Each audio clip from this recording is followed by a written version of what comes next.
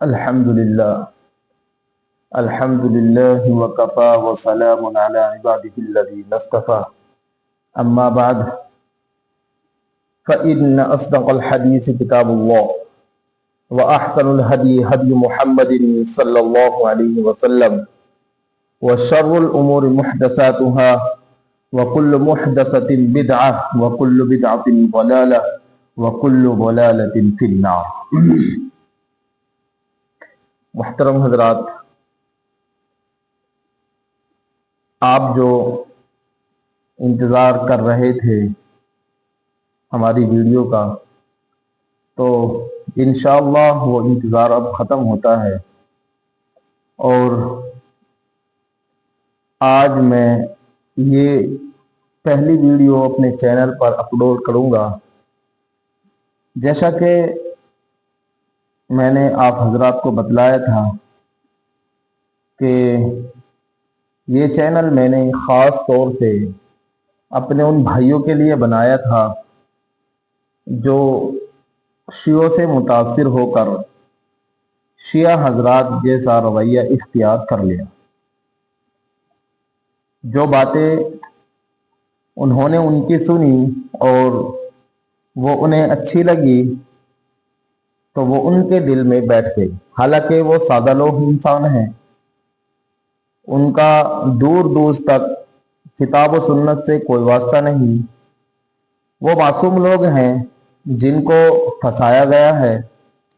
اس لیے آج ہم سب سے پہلے شیعہ حضرات کی طرف سے ایک ایسے گھناؤنے مسئلے پر بات کریں گے جس کو اللہ کے نبی صلی اللہ علیہ وسلم نے آج سے 1400 سال پہلے حرام قرار دے دیا تھا، اور جس سے اللہ کے نبی صلی اللہ علیہ وسلم نے فرمایا تھا کہ یہ قیامت تک کے لیے کیا ہے؟ حرام ہے۔ لیکن ہمارے کچھ شیعہ بھائی اور کچھ اہل سنت والجماعت کے ہمارے بھائی جو ہیں وہ شکار ہو چکے ہیں اس چیز کے کہ نہیں، وہ چیز آج بھی اسی طریقے سے جائز ہے جس طریقے سے اللہ کے نبی صلی اللہ علیہ وسلم کے دور میں جائز تھی، جبکہ مسئلہ اس کے برعکس ہے۔ تو ہم سب سے پہلے اس چیز کے بارے میں قرآن کریم سے جو ہے اپنی بات کو شروع کرتے ہیں، اور سب سے پہلے اس چیز کے بارے میں اللہ کی کتاب، جس کے بارے میں اللہ کے نبی صلی اللہ علیہ وسلم نے ارشاد فرمایا فَإِنَّ أَصْدَقَ الْحَدِيثِ كِتَابُ اللَّهِ وَأَحْسَنُ الْهَدْيِ هَدْيُ مُحَمَّدٍ صلی اللہ علیہ وسلم وَشَرُّ الْأُمُورِ مُحْدَثَاتُهَا وَكُلُّ مُحْدَثَةٍ بِدْعَةٍ وَكُلُّ بِدْعَةٍ ضَلَالَةٍ وَكُلُّ ضَلَالَةٍ فِي النَّارِ۔ تو اس حدیث کے تحت میں اپنی بات کو شروع کرتا ہوں۔ تو سب سے پہلے ہم بات کرتے ہیں نکاح متعہ کے بارے میں کہ نکاح متعہ کیا ہے، کہ نکاح متعہ کس چیز کا نام ہے۔ سب سے پہلے ہم نکاح متعہ کی لغوی تعریف کر لیتے ہیں۔ لفظ متعہ نکلا ہے متع، میم تا عین، متع، متع یمتع، کس سے نکلا ہے بھائی؟ یہ نکلا ہے متع یمتع، فائدہ اٹھانا۔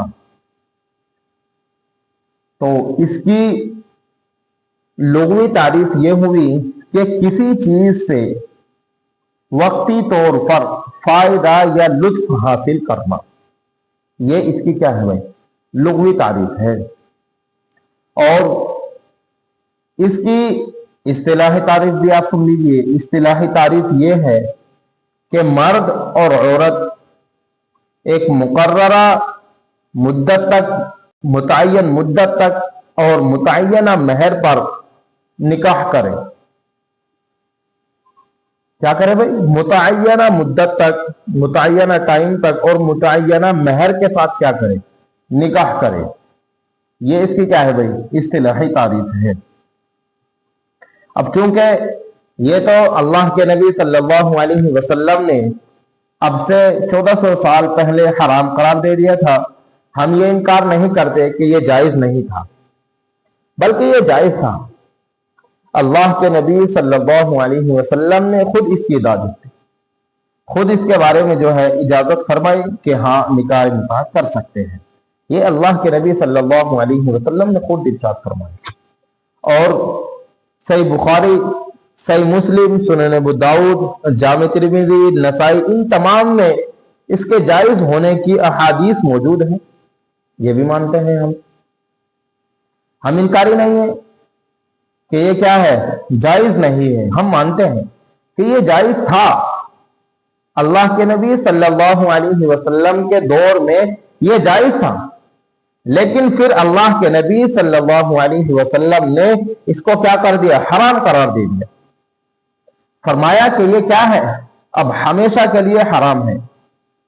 تو اس کے بارے میں ہم صحیح بخاری، صحیح مسلم سے اور جامع ترمذی، سنن ابو داؤد سے میں آپ تمام حضرات کو وہ احادیث نکال کر کے دکھاؤں گا جن کے بارے میں اللہ کے نبی صلی اللہ علیہ وسلم نے یہ فرمایا تھا کہ ہاں نکاح متعہ جائز ہے، اور پھر میں آپ تمام حضرات کو وہ احادیث بھی دکھاؤں گا جن کے بارے میں اللہ کے نبی صلی اللہ علیہ وسلم نے فرمایا کہ یہ اب کیا ہے، قیامت کے لیے حرام ہے۔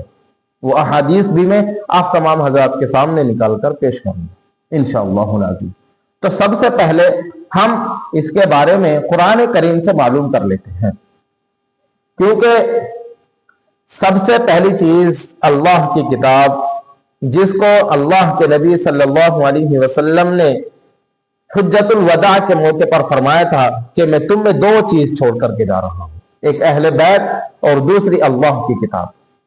تو سب سے پہلے ہم اس کے بارے میں اللہ کی کتاب یعنی قرآن کریم سے معلوم کر لیتے ہیں کہ کیا یہ جائز ہے یا نہیں۔ تو شیعہ حضرات جس چیز کی طرف اشارہ کرتے ہیں کہ قرآن کریم نے اس کو جائز کہا ہے، پہلے اس کو دیکھ لیتے ہیں کہ کیا قرآن کریم نے اس کو جائز کہا بھی ہے یا نہیں۔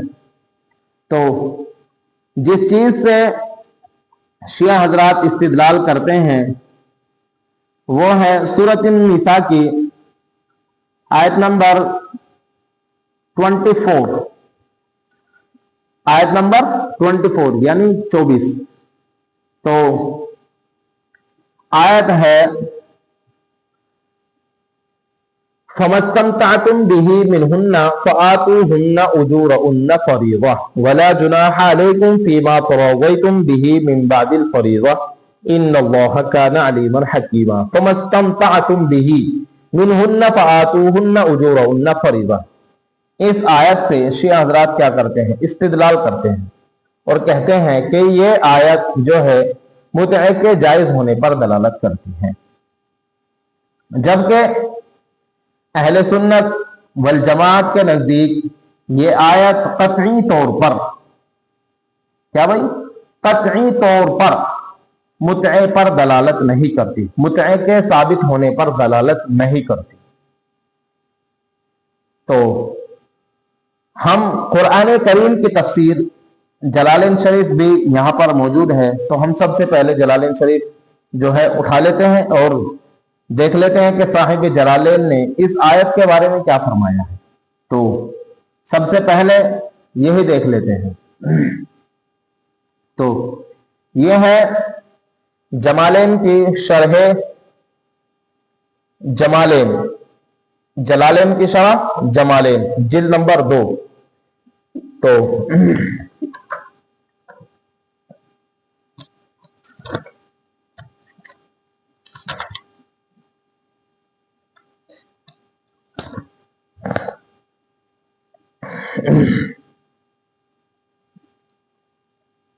فَمَسْتَمْتَعْتُمْ بِهِ مِنْهُنَّ فَآتُوهُنَّ أُجُورَهُنَّ فَرِيضَةً۔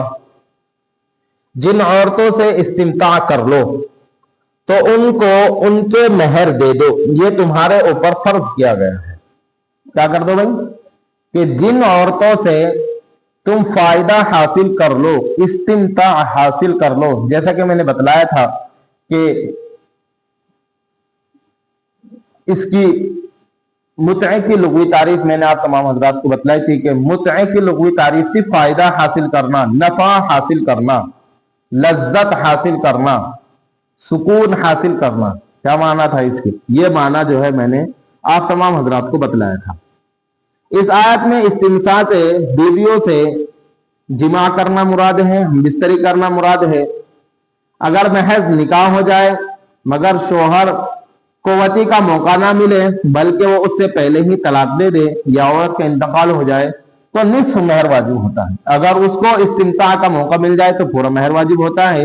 اس آیت میں اسی حکم کی طرف خصوصی توجہ دلائی گئی ہے جس کے معنی استفادہ حاصل کرنے اور فائدہ اٹھانے کے ہیں. فائدہ خواہ مالی ہو یا جسمانی. اس کی لغوی تحقیق کی روشنی میں فَوَسْتَمْتَعْتُمْ کا سیدھا صاف مطلب پوری امت کے نزدیک خلفاً عن السلف وہی ہے جو اوپر بیان کیا گیا، لیکن فرقہ امامیہ کے نزدیک اس سے اصطلاحی متع مراد ہے اور اسی آیت سے استدلال کرتے ہیں. حالانکہ اصطلاحی متع کی تعریف، متع کی صاف تردید قرآن کریم کی آیت میں بالا لفظ محسنین غیر مصافحین سے ثابت ہو رہی ہے. دیکھو جی، یہ فرمایا قرآن کریم نے کہ یہ لفظ، یہ آیت قطعی طور پر متع کے جائز ہونے پر دلالت نہیں کرتی. متع کے جائز ہونے پر کیا نہیں کرتی؟ دلالت نہیں کرتی. وآخر دعوانا الحمدللہ رب العالمین.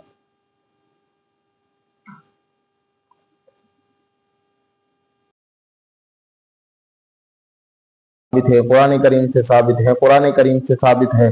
میں نے دیگر تفاسیر، یہی نہیں صرف میں اسی پر اکتفا نہیں کہ بھئی میں نے یہ صاحب جلالین کی جو ہے جلالین شریف میں یہ دیکھ لیا. میں نے تفسیر روح المعانی، تفسیر قرطبی، تفسیر بیضاوی اور تفسیر بیان القرآن اور تفسیر معارف القرآن اور دیگر تفاسیر میں نے جو ہے یہ اس آیت کی تفسیر میں نے نکالی.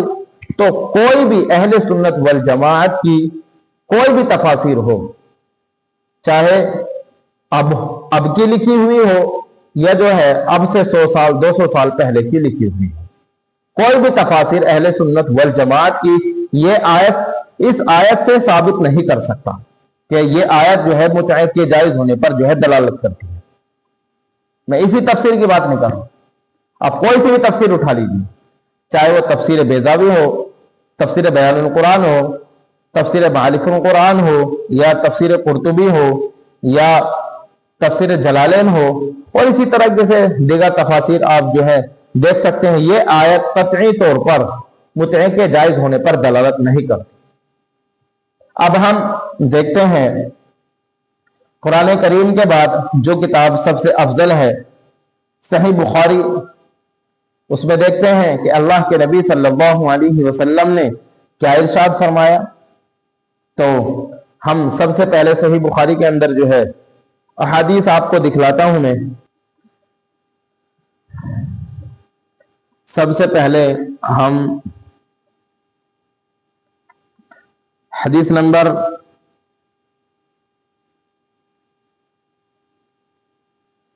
یہ صحیح بخاری کا حدیث نمبر ہے 4026. تو اس میں سب سے پہلی حدیث ہے حدثنا يحيى بن قرعة قال حدثنا مالك عن ابن شهاب عن عبد الله بن والحسين محمد بن علي عن أبيهما عن علي بن أبي طالب أن رسول الله صلى الله عليه وسلم نهى عن متعة النساء يوم خيبر وعن أكل الحمر الأنسية. کہ حضرت علی ابن ابی طالب رضی اللہ عنہ رسول اللہ صلی اللہ علیہ وسلم سے روایت کرتے ہیں کہ رسول اللہ صلی اللہ علیہ وسلم نے خیبر کے دن نکاح متع سے اور پالتو گدھے کے گوشت سے بنا فرمایا تھا. کیا فرمایا؟ کہ پالتو گدھے کے گوشت اور متع سے رسول اللہ صلی اللہ علیہ وسلم نے کیا فرمایا تھا؟ منع فرمایا تھا. صحیح بخاری حدیث نمبر 4026. یہ ہے خیبر، باب خیبر کے موقع پر اس حدیث کو امام بخاری رحمۃ اللہ علیہ نے جو ہے نقل کیا ہے۔ تو دوسری احادیث ہم دیکھتے ہیں، صحیح بخاری کتاب النکاح جو ہے، یہ بھی میں آپ حضرات کو بتلا دیتا ہوں۔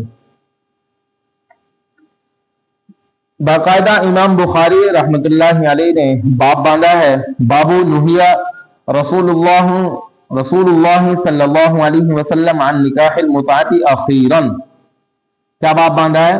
کہ رسول اللہ صلی اللہ علیہ وسلم نے نکاح متعہ سے اخیر میں منع فرمایا تھا۔ کیا فرمایا تھا بھائی؟ کہ نکاح متعہ سے رسول اللہ صلی اللہ علیہ وسلم نے اخیر میں منع فرمایا تھا کہ نکاح متعہ حرام ہے۔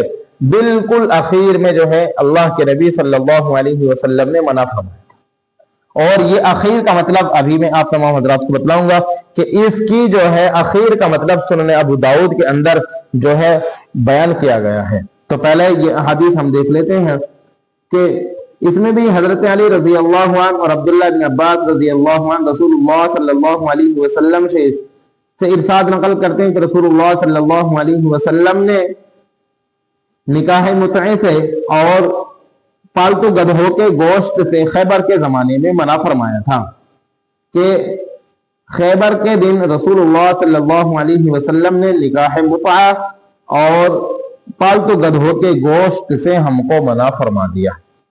یہ ہے جی، یہ وہ احادیث ہیں جو دلالت کرتی ہیں کہ رسول اللہ صلی اللہ علیہ وسلم نے جو ارشاد فرمایا تھا کہ پالتو گدھوں ان کا گوشت جو ہے نہیں کھانا ہے اور جو ہے نکاح متعہ اب نہیں کرنا ہے۔ یہ ہوگی جی صحیح بخاری کی بات۔ اور سنن ابی داؤد جو ہے یہ ہے سنن ابو داؤد۔ میں نے جو ابھی صحیح بخاری میں ایک حدیث دکھائی تھی جس کے اندر رسول اللہ صلی اللہ علیہ وسلم کے بارے میں امام بخاری رحمۃ اللہ علیہ نے باب باندھا تھا کہ رسول اللہ صلی اللہ علیہ وسلم نے اخیر زمانے میں جو ہے متعہ کو حرام قرار دے دیا تھا کہ نکاح متعہ کیا ہے؟ حرام ہے۔ اور وہ آخر زمانے میں کب رسول اللہ صلی اللہ علیہ وسلم نے متعہ کو حرام قرار دیا، اس کی تفصیل اس کے اندر موجود ہے۔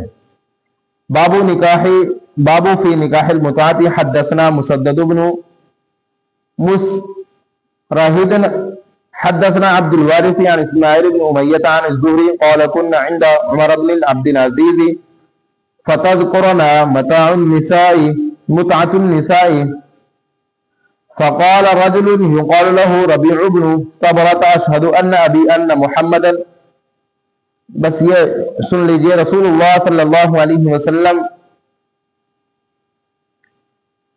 یہ بات جو میں نے ابھی آپ حضرات کے سامنے بیان کی کہ آخر زمانے میں رسول اللہ صلی اللہ علیہ وسلم نے متعہ کو حرام قرار دیا تھا، وہ بات اس کے اندر جو ہے موجود ہے کہ ان رسول اللہ صلی اللہ علیہ وسلم نہا عنہا فی حجۃ الوداع، کہ رسول اللہ صلی اللہ علیہ وسلم نے نکاح متعہ کو حجۃ الوداع کے موقع پر حرام قرار دیا تھا۔ اور حجۃ الوداع کے بعد آپ صلی اللہ علیہ وسلم تقریباً 3 مہینہ زندہ رہے، اس کے بعد آپ صلی اللہ علیہ وسلم کا وصال ہوا۔